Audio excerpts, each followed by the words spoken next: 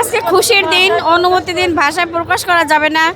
ধরো 17 বছর আমরা অনেক নির্যাতিত হয়েছি, 17 বছর পর এরকমের ঝাঁকঝুম ঈদের মতন যেরকমের খুশি, তার চেয়েও বড় খুশি আমাদের এখন আনন্দ। তো কেন অনেক নির্যাতিত হয়েছে, তারেক জিয়া ছিল বাংলাদেশ ছাড়া ছিল, সে বাংলাদেশে আসতে পারতো না, তারপর অনেক নির্যাতন হয়েছে, তাকে নির্যাতন করে বাংলাদেশ থেকে বের করে দিয়েছে। আল্লাহর রহমতের দয়া এখন আবার সে বাংলাদেশে আজকে আসবে।